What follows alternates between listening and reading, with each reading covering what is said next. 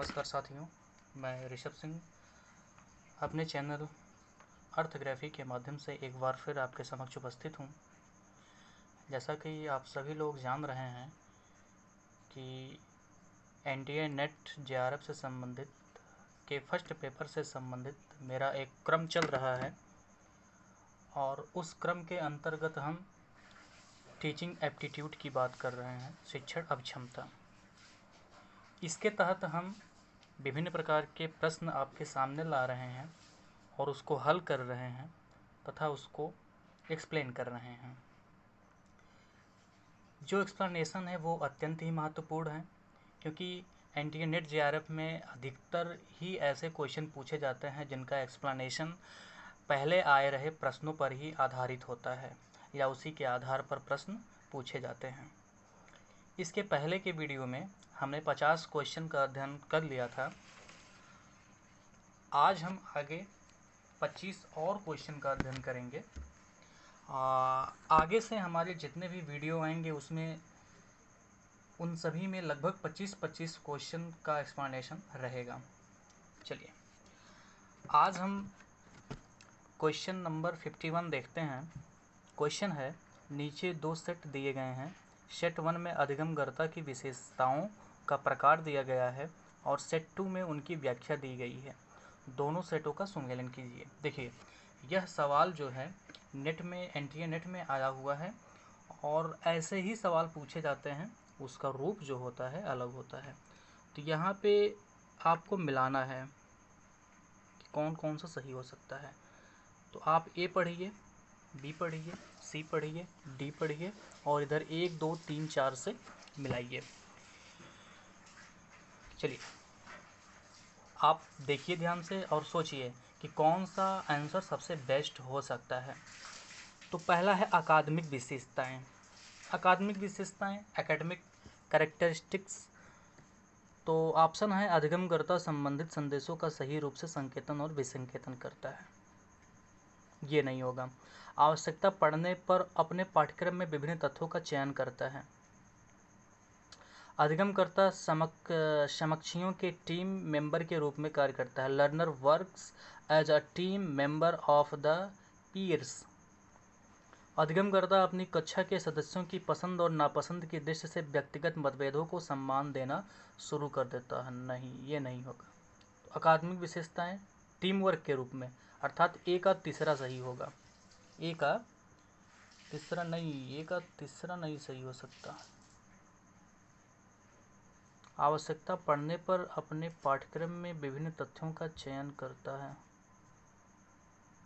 चलिए छोड़िए, ये नहीं समझ में आ रहा है तो बी देखिए, सामाजिक विशेषताएं। अब सामाजिक विशेषताएं अधिगमकर्ता संबंधित संदेशों का सही रूप से संकेतन और विसंकेतन करता है। अधिगमकर्ता आवश्यकता पड़ने पर अपने पाठ्यक्रम में विभिन्न तथ्यों का चयन करता है। अधिगमकर्ता समकक्षियों के टीम मेंबर के रूप में कार्य करता है।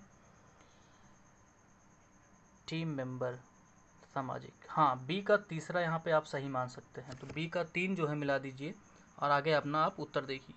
तो बी का 3 केवल एक में है और वो आपका सी है। आपका प्रश्न यहीं पे सही हो जाता है।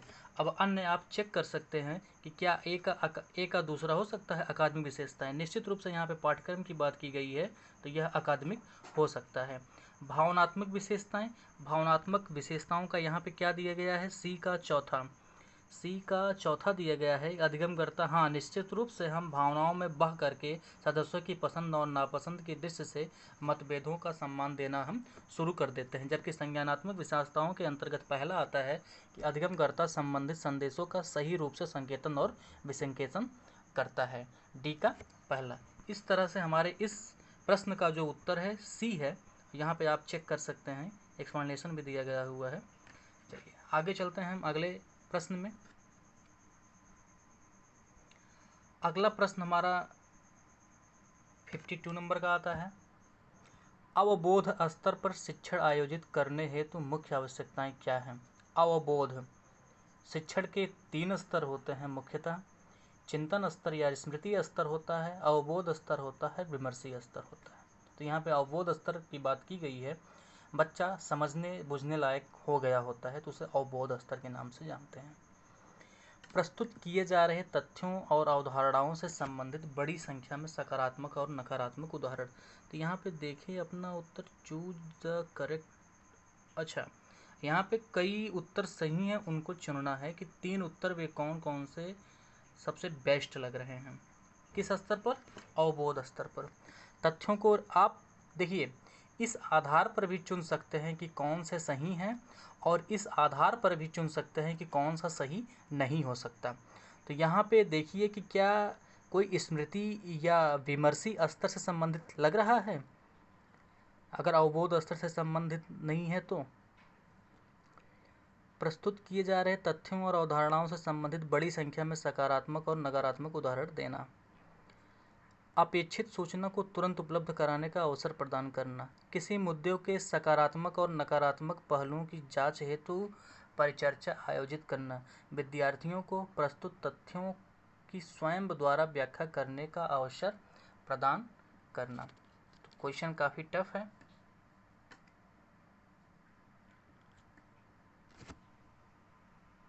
इसका आप उत्तर देख सकते हैं।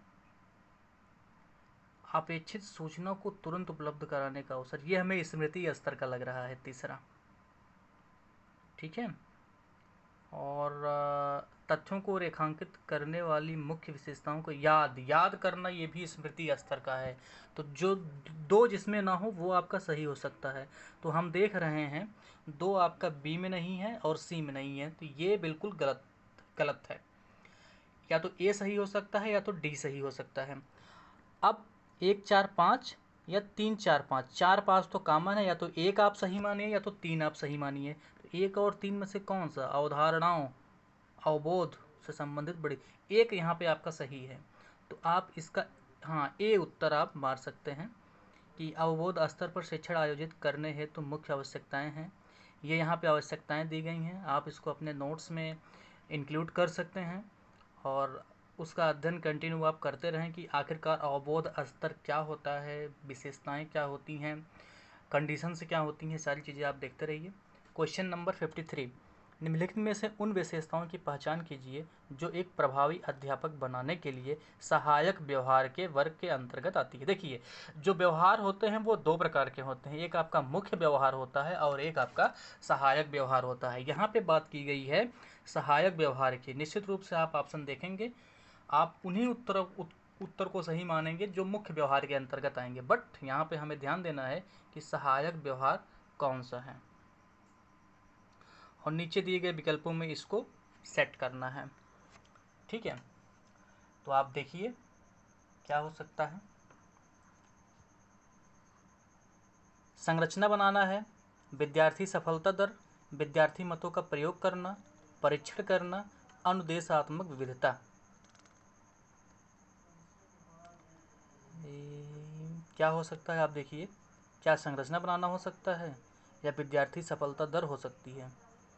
विद्यार्थी सफलता दर, ये आई थिंक ये हेल्पफुल नहीं है, क्योंकि ये लास्ट रिजल्ट होता है जब टोटल एग्ज़ाम हो गया होता है, पढ़ाई हो चुकी होती है, पाठ्यक्रम समाप्त हो गया होता है, तो तब हम देखते हैं कि स्टूडेंट सक्सेस रेट क्या है, अनसक्सेस रेट, सक्सेस रेट। आए दिन जब भी वार्षिक परीक्षाओं के रिजल्ट आते हैं तो कहा जाता है कि हाँ इस बोर्ड में इस क्लास में इतने प्रतिशत विद्यार्थी सफल हुए। जैसे इस बार CBSE 12th में 99 पॉइंट कुछ समथिंग स्टूडेंट्स पास हो गए थे, तो ये सफलता दर है। तो ये सहायक नहीं आएगा, यानी 2 जिसमें होगा उसको आप तुरंत हटा दीजिए। 2 जो है 2 में है, ए और बी में है, तो आप इस तरह से इसको सॉल्व कर सकते हैं, तो सी सही होगा या तो डी। अब संबंध क्या है सी और डी में, 3 4 5, 3 4 कॉमन है, विद्यार्थी मतों का प्रयोग और 4 पुनरीक्षण करना। बिल्कुल, जैसे जो हाफ ईयरली एग्ज़ाम होता है, जो क्वार्टरली एग्ज़ाम होता है, आप उसमें एग्ज़ाम लेते हैं, जो समस्याएं आती हैं, फिर बच्चों को आप देखते हैं कि क्या हो सकता है, कोई सुधार हो सकता है कि नहीं हो सकता, तो ये हो सकता है। तो 3 और 4 सही है, 1 और 5 में से कौन सा सही हो सकता है। 5 अनुदेशात्मक विविधता, हमें तो सबसे बढ़िया लग रहा है संरचना सही हो सकता है, डी 1 3 4।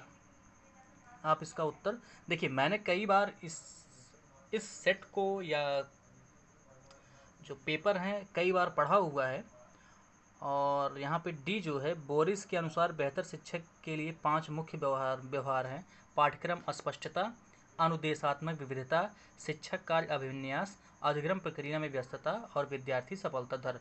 ये मुख्य व्यवहार हैं, लेकिन 5 सहायक व्यवहार भी इसमें दिए गए हैं। विद्यार्थी मत का प्रयोग, संरचना बनाना, प्रश्न पूछना, परीक्षण करना या शिक्षक का प्रभाव। अगला है क्वेश्चन नंबर 54। शिक्षण की निम्नलिखित क्षमताओं की सूची में से उनकी पहचान कीजिए जो व्यक्तित्व और अभिवृत्ति से संबंधित है। व्यक्तित्व और यहाँ पे दिया गया होगा पर्सनालिटी एंड एटीट्यूड। यहाँ पे भी 1 2 2 3 3 4 ऐसे करके ऑप्शन दिए हुए हैं। तो व्यक्तित्व, एक व्यक्तित्व से संबंधित है, दूसरा अभिवृत्ति से संबंधित है। क्या हो सकता है सही? आप इसका उत्तर देखिए और दीजिए। ये क्वेश्चन पूरा है यहाँ पे कंप्लीट।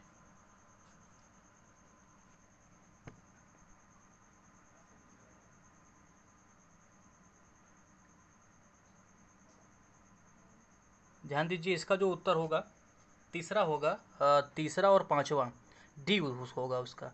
नियंत्रण की संस्थिति, लोकस ऑफ कंट्रोल, और दूसरा सेल्फ एफिशिएंसी। सेल्फ एफिशिएंसी ये आपका व्यक्तित्व में आएगा, और जो लोकस ऑफ कंट्रोल है, नियंत्रण की संस्थिति, ये आपका अभिवृत्ति से संबंधित होगा। यहाँ पे नीचे एक्सप्लेनेशन दिया गया होगा। व्यक्तित्व और अभिवृत्ति से संबंधित शिक्षण क्षमताएं निम्न हैं। एक आपका नियंत्रण की संस्थिति है और दूसरा आपका आत्म प्रभावोत्पादकता। Question number 55। निम्नलिखित कथनों में से कौन सा समावेशी शिक्षण की अवधारणा की व्याख्या है?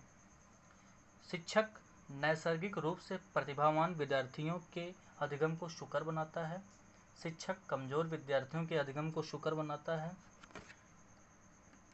शिक्षक विद्यार्थियों को सिखाने के लिए उनके माता पिता का सहयोग लेता है। शिक्षक विभिन्न पृष्ठभूमियों के विद्यार्थियों को एक ही कक्षा में एक साथ सिखाता है। समावेशी शिक्षा, ये लास्ट डी है। बिल्कुल यही आपका जो ऑप्शन है यही सही है, डी। शिक्षण पद्धति की ऐसी अवधारणा जब शिक्षक विभिन्न पृष्ठभूमियों के बच्चों को एक साथ एक ही कक्षा में सिखाता है, उसे समावेशी शिक्षक की अवधारणा कहते हैं। समावेशी शिक्षण का उद्देश्य, आप इसको हेडिंग डाल करके नोट कर लीजिएगा कि समावेशी शिक्षण का उद्देश्य सभी प्रकार के बच्चों को एक समान अवसर प्रदान करने के साथ साथ पूर्ण भागीदारी व समान शिक्षा की प्राप्ति का माहौल निर्माण करना होता है, ताकि उनके अंदर आत्मविश्वास जागृत हो सके। Question number 56। निम्नांकित में से कौन सा कक्षागत शिक्षण की विशेषताओं को प्रदर्शित करता है? कक्षागत शिक्षण की विशेषताओं को प्रदर्शित करता है। कक्षा में पूर्ण उपस्थिति के माध्यम से, कक्षा में अनेक सहायक शिक्षण सामग्री के माध्यम से, कक्षा में छात्रों का मौन सुनिश्चित करने के, ये बिल्कुल गलत है। कक्षा में छात्रों द्वारा गुणवत्तापूर्ण प्रश्न पूछने के माध्यम से। कक्षा में पूर्ण उपस्थिति, इसका मतलब यह थोड़ा है कि कक्षा में पढ़ाई अच्छी हो रही है। कक्षा में अनेक शिक्षक, बिल्कुल नहीं। बी और सी बिल्कुल गलत है। हाँ, कक्षा में पूर्ण उपस्थिति के माध्यम से सही हो सकता है, और कक्षा में छात्रों द्वारा, ये डी सही है। कक्षा में छात्रों द्वारा गुणवत्तापूर्ण प्रश्न पूछने के माध्यम से। ये आपका यहाँ पे एक्सप्लेनेशन दिया हुआ है, आप देख सकते हैं। अगला क्वेश्चन है, अध्यापन की सर्वोत्तम प्रणाली है जानकारी प्रदान करना, साथ छात्रों से पुस्तकें पढ़ने के लिए कहना, बिल्कुल नहीं। अच्छी संदर्भ सामग्री का सुझाव देना, हाँ, सुझाव दे देना, पढ़ाना नहीं। ये अध्यापन की सर्वोत्तम प्रणाली थोड़ो ही है। चर्चा प्रारंभ करने की पहल करना और उसमें भाग लेना, ये डी आपका बिल्कुल सही है।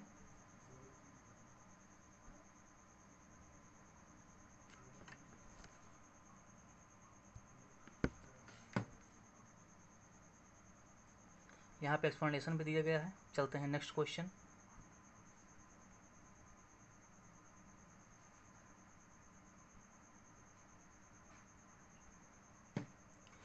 निम्नलिखित में से कौन प्रभावी शिक्षण में प्रमुख व्यवहार है? प्रश्न पूछना, विद्यार्थियों के विचारों एवं अवदान का अनुप्रयोग, संरचना, अनुदेशात्मक विविधता। देखिए जो अनुदेशनात्मक विविधता आता है ये मुख्य व्यवहार में आता है, प्रमुख व्यवहार में आता है प्रभावी शिक्षण में, तो आप इसी को सही मान सकते हैं क्योंकि इसके पहले हमने पढ़ा था। नेक्स्ट, निम्नलिखित में से महत्वपूर्ण व्यवहार यहाँ पे इंपॉर्टेंट है, महत्वपूर्ण व्यवहारों के उन विशेषताओं की पहचान कीजिए जो शिक्षण को प्रभावशाली बनाने में योगदान देते हैं। चलिए, तो यहाँ पे आप पढ़ सकते हैं। ए है अधिगमकर्ताओं को विचार स्पष्ट किए जाते हों। अधिगमकर्ताओं को विचार स्पष्ट किए जाते हों। प्रश्न पूछना जिनमें तथ्य और अवधारणा आधारित प्रश्नों का समावेश हो। ऐसी पूछताछ जिसमें उत्तर प्राप्ति करने एवं आग्रहण संबंधी चेष्टा हो। शिक्षक कार्य अभिविन्यास जो स्पष्ट रूप से परिभाषित यूनिट के निष्कर्षों पर केंद्रित हों। और अधिगम प्रक्रिया में लगना जिसमें विद्यार्थियों द्वारा अधिगम में लगाए जाने वाले समय की समाविष्टि हो। इसमें से कौन सा सही हो सकता है? सबसे बेस्ट ऑप्शन कौन सा नहीं हो सकता है मुख्य व्यवहार में?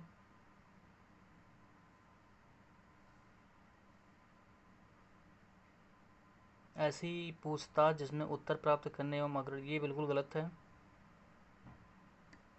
अच्छा, यहाँ पर निशान भी लगाया गया है, सी और बी नहीं हो सकते हैं। ठीक है, तो सी और नहीं हो तो ए डी ई, इसका सी उत्तर सही है। एक्सप्लेनेशन यहाँ पे दिया गया है कि बोरिस के अनुसार महत्वपूर्ण व्यवहार 5 हैं जो शिक्षण को प्रभावशाली बनाने में योगदान देते हैं। पाठ्य स्पष्टता, निर्देशात्मक विविधता, शिक्षक कार्य अभिविन्यास, अधिगम प्रक्रिया में लगे रहना, छात्र सफलता दर। तो आप देख रहे हैं यहाँ पे जो क्वेश्चंस पूछे जा रहे हैं वो आगे पीछे वर्ष के हैं और कंसेप्ट जो है उनका एक ही है बट क्वेश्चंस अलग हैं। तो आप कंसेप्ट पर ध्यान दीजिए, जो एक्सप्लेनेशन है आप उस पर ध्यान दीजिए। प्रभावोत्पादक शिक्षण में निम्नलिखित में से कौन सा प्रमुख व्यवहार है? छात्रों को स्वयं अपने या अन्य छात्रों के उत्तर की विवेचना के लिए प्रोत्साहित करना। छात्र द्वारा अपनी कथित बात का सारांश बनाना। शिक्षक भावी आवेदन के उद्देश्य से टिप्पणियां करता है। उन अधिगमकर्ताओं को विचार स्पष्ट करना जिनकी समझ का स्तर भिन्न हो सकता है। बिल्कुल, अगर आप पढ़ा रहे हैं क्लास में, कुछ ऐसी चीज़ें आ जाती हैं, कुछ ऐसे व्यक्ति होते हैं जिनको, कुछ ऐसे बच्चे होते हैं जिनको कॉन्सेप्ट समझ में नहीं आता, क्लियर नहीं होता है, तो आप उनका, क्योंकि उनका समझ का स्तर जो होता है वो भिन्न होता है, इसीलिए आप उनको अलग विचार स्पष्ट करें ताकि वो अच्छे से पढ़ सकें। इसका उत्तर जो होगा टी होगा। क्वेश्चन नंबर 61, विद्यालयी अधिगम में योगदान देने वाले निम्नलिखित में से कौन से कारक जिन्हें सामाजिक दक्षता के रूप में माना जाता है? सामाजिक दक्षता, choose the correct answer from the option. चलिए देखिए, अधिकतर नेट में जो क्वेश्चन पूछे जाते हैं वो ऐसे ही पूछे जाते हैं और बहुत ज़्यादा संभावना होता है कि ये क्वेश्चन सही हो जाएं, तो थोड़ा सा ध्यान आपको देना होगा और ये आसानी से सही हो सकते हैं। अभिप्रेरणा, बौद्धिकता, सामाजिक कौशल, पारिवारिक मदद, अधिगमकर्ता की विशिष्ट योग्यता। सामाजिक दक्षता की बात यहाँ पे की जा रही है, तो सामाजिक दक्षता यहाँ पे, सामाजिक दक्षता, मोटिवेशन ये सोशल में आएगा, आपका सी भी आएगा, सोशल स्किल्स। हिंदी नहीं समझ में आ रही है तो अंग्रेजी देखिए। फैमिली सपोर्ट, डी भी आना चाहिए। ए सी है कहीं देखिए, या ए सी है और डी भी है, तो अर्थात इसका जो उत्तर सही होगा वो ए सही होगा। चलिए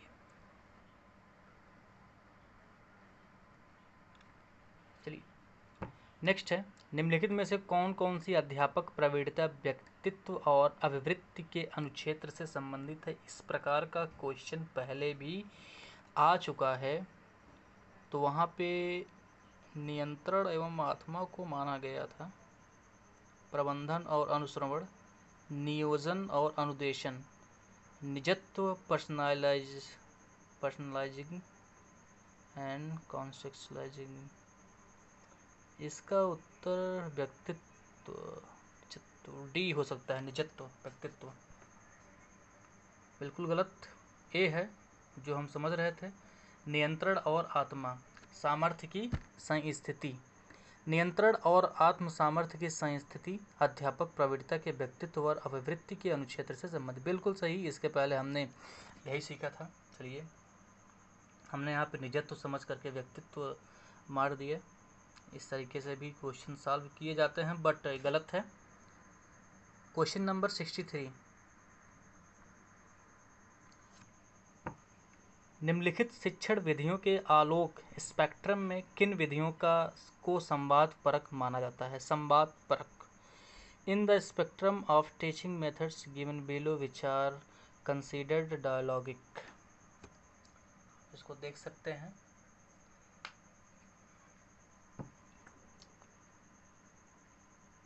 प्रयोगशाला कार्य गलत।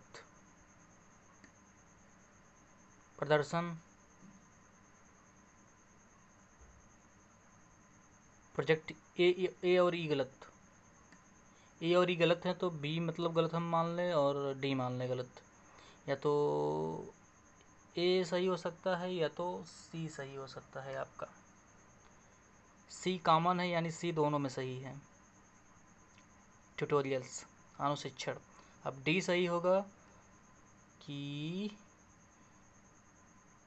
बी सही होगा?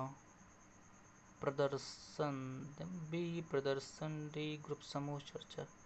इन दोनों में सबसे बेस्ट डी लग रहा है, तो आप इसका उत्तर ए मारिए। संवादपरक शिक्षण विधि एक संप्रेषण विधि है जिनमें उन तकनीकों का प्रयोग किया जाता है जो संप्रेषण से जुड़े होते हैं। संवादपरक शिक्षण विधियों के आलोक में अन्य विधियां अधोलिखित हैं: व्याख्यान, अनुशिक्षण, समूह चर्चा, प्रश्न उत्तर प्रक्रिया। चलिए नेक्स्ट हम देखते हैं।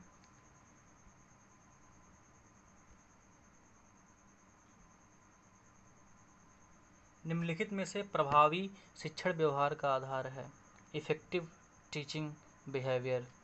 अध्यापक की मध्यस्थता में संवाद जो शिक्षण को क्या पढ़ाया जा रहा है उसे समझने में मदद करता है। विद्यार्थी द्वारा दिए गए उत्तर के बारे में स्पष्टीकरण प्राप्त करना। विद्यार्थियों की प्रतिक्रिया के बारे में अतिरिक्त सूचना की मांग करना। कम त्रुटि दर उच्च सफलता को बढ़ावा देकर विद्यार्थियों के आत्मसम्मान और सकारात्मक व्यवहार से। बिल्कुल यही डी सबसे सही उत्तर लग रहा है। तो आप ऐसे प्रश्नों का उत्तर देखने के बाद ही उत्तर दे देंगे, आंसर दे देंगे। यदि शिक्षण का संत्यातक की तरह देखा जाए, if teaching is viewed as a continuum, which of the following modality involves active give and take between the teacher and learner? यदि शिक्षण को सांत्यात्यक की तरह देखा जाता है तो निम्नलिखित में कौन सी प्रकारता शिक्षक और एवं अधिगमकर्ता के बीच सक्रिय आदान प्रदान को शामिल करती है? तो यहाँ पे ये इंड है। प्रशिक्षण, अनुकूलन, अनुदेशन, मतारोपण। ट्रेनिंग शिक्षक और अधिगमकर्ता के बीच। यहाँ पे लर्नर भी आ गया है, यानी टीचर और स्टूडेंट आ गया है। ट्रेनिंग किसी एक से संबंधित होगा, या तो टीचर या तो स्टूडेंट। अनुकूलन, मता इंट्रोडक्टरी, ये नहीं होगा। मतारोपण, अनुकूलन या अनुदेश, सक्रिय आदान प्रदान, अनुदेशन होगा। अनुदेशन, क्योंकि सक्रिय आदान प्रदान टीचर कुछ स्टूडेंट से कहेगा, स्टूडेंट कुछ सीख जानेगा, समझेगा, फिर स्टूडेंट्स कुछ बोलेगा, टीचर उस चीज़ को एब्जॉर्ब करेगा। तो ये सक्रिय अनुदेशन का होता है। तो इसका उत्तर सी है। क्वेश्चन नंबर 66, निम्नलिखित में से कौन कौन सी शिक्षण पद्धतियों प्रत्यक्ष अधिगम के लिए उपयोगी हैं? प्रत्यक्ष अधिगम, टीम शिक्षण तथा व्याख्यान देना, निरूपण तथा भूमिका निर्वाह, दृश्य श्रव्य के उपयोग अथवा उसके बिना व्याख्यान देना, कार्यशाला एवं दत्त कार्यों में प्रतिभागिता।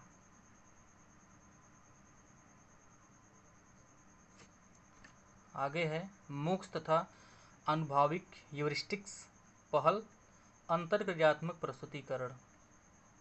ये आ गया मिलाने वाला।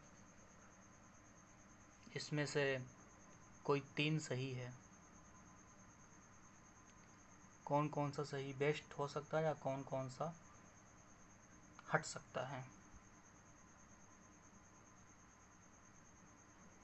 क्वेश्चन क्या है, कौन सी शिक्षण पद्धतियों प्रत्यक्ष अधिगम के लिए उपयोगी होती हैं? मूक्स तथा अनुभाविक ह्यूरिस्टिक्स पहल।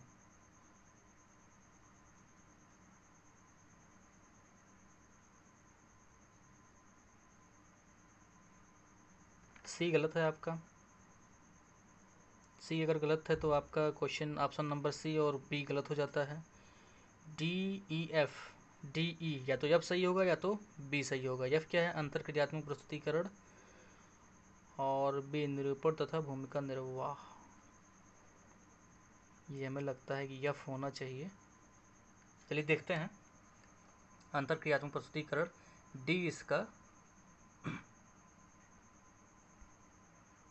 जी नहीं, इसका ए है। ए अर्थात इसमें कौन कौन सा सही माना गया है? ए बी डी ई निरूपण तथा भूमिका निर्वाह माना गया है, जिसको हम लोग डी से किससे कंपेयर कर रहे थे? यप से, अंतक्रियात्मक प्रस्तुतिकरण से कंपेयर कर रहे थे। तो यहाँ पे अंतक्रियात्मक प्रस्तुतिकरण गलत हो गया है। बाकी जो सही है, निरूपण तथा भूमिका निर्वाह सही है, डी सही है कार्यशाला एवं दत्त कार्यों में प्रतिभागिता, और ई सही है मूक्स तथा अनुभाविक ह्यूरिस्टिक्स पहल। देखिए डी ई तो हम क्लियरली जान गए थे कि ये सही है, बस हमें एफ और बी में कन्फ्यूज़न था, तो दूर हो गया। यहाँ पे आप यहाँ पे एक्सप्लेनेशन देख सकते हैं।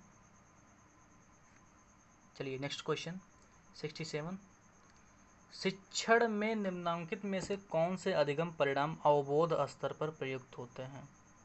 अवबोध आप जान ही चुके हैं। तथ्यों को लंबे समय तक प्रत्यास्मरण, ये स्मृति स्तर का है।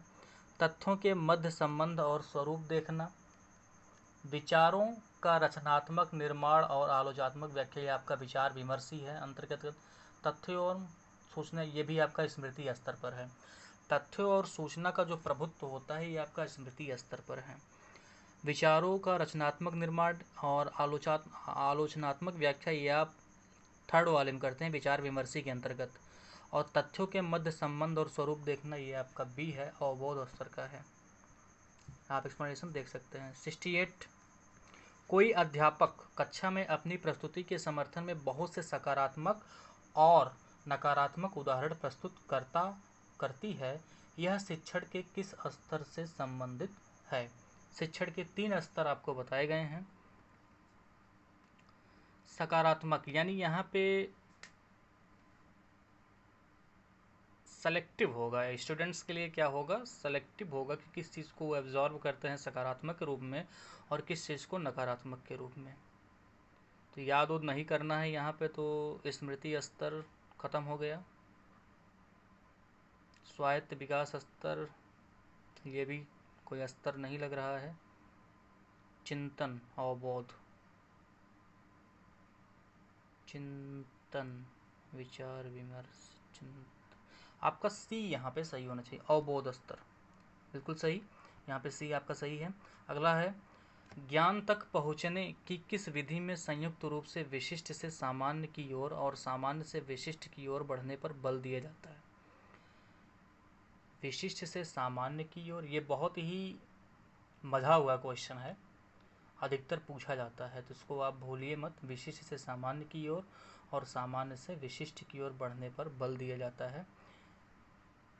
तो आगमनात्मक विधि, इसमें से केवल एक, देखिए आगमनात्मक और निगमनात्मक दोनों यहाँ पे अलग हो जाते हैं। आगमनात्मक और निगमनात्मक की केवल एक एक चीज़ें आ सकती हैं। सादृश्यात्मक विधि और वैज्ञानिक विधि, दोनों में कन्फ्यूजन है। चलिए इसका उत्तर देख लेते हैं, सी या डी में से कोई एक हो सकता है। तो यहाँ पे सी है, ज्ञानों तक पहुँचने के लिए संयुक्त रूप से विशिष्ट से सामान्य की ओर और सामान्य से विशिष्ट की ओर बढ़ने के लिए वैज्ञानिक विधि पर बल दिया जाता है।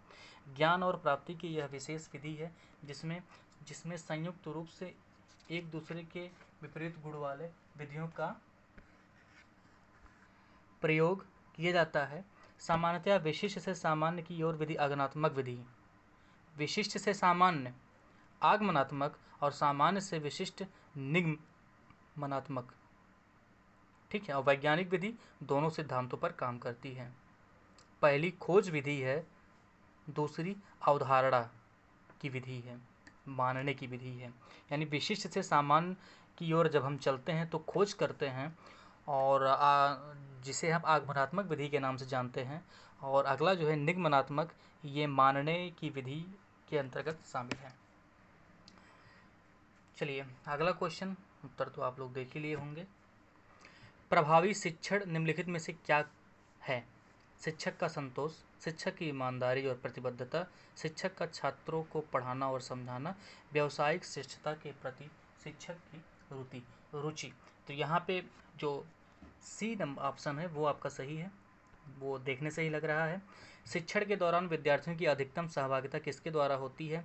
व्याख्यान विधि के द्वारा होती है, निर्देशन पद्धति के द्वारा होती है, आगमनात्मक पद्धति के द्वारा होती है, या पाठ्य पुस्तक पद्धति के द्वारा होती है।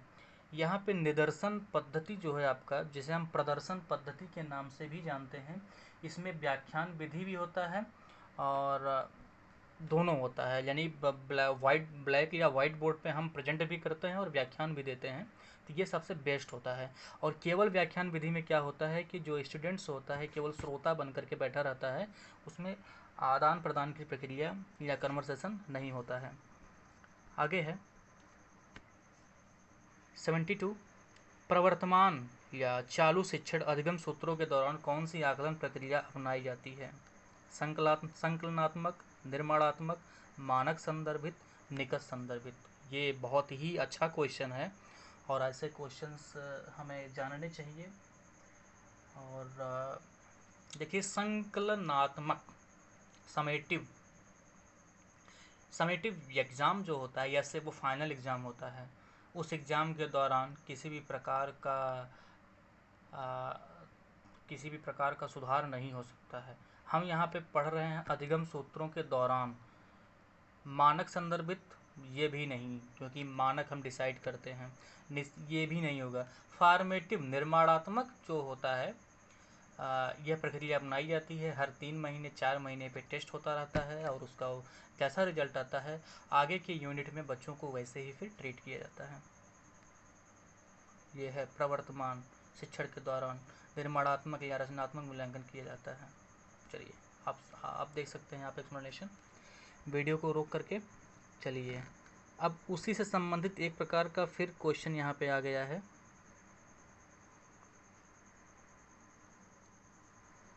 यहाँ पे कौन सा सही हो सकता है? निर्माणात्मक, संकलनात्मक, निकट संदर्भित परीक्षण, मानक संदर्भित परीक्षण। एक प्रकार से अगर आपको व्याख्या देखनी है पिछले प्रश्न का, तो यहाँ पे आप देख सकते हैं निर्माणात्मक मूल्यांकन अभी आपने पढ़ा था कि क्या होता है कि डेवलपिंग होता है, इसमें सुधार की संभावना होती है और ये अधिगम के दौरान ही स्पेशली होता है। तो इसके देखिए निर्माणात्मक के लिए रिपोर्टिंग के लिए प्रतिशतता आधारित रैंक बिल्कुल नहीं, एग्ज़ाम हो चुका है, निर्माणात्मक तो कतई नहीं होगा। आधिपत्य सूचक मानक ये भी नहीं होना चाहिए। इसके प्रयोग का प्रयोजन सुधार की गुंजाइश और संभाव्यता की पहचान करने के लिए होता है। इसका प्रयोजन अधिगम स्तर अंकना होता है। तो ए का तीसरा हमें सबसे बेस्ट लग रहा है। ए का तीसरा केवल एक में है, अर्थात इसका ए उत्तर मार करके आगे बढ़िए। तो यहाँ पे एक्सप्लेनेशन देख लीजिए। चलिए ये है एक्सप्लेनेशन। इसके बाद है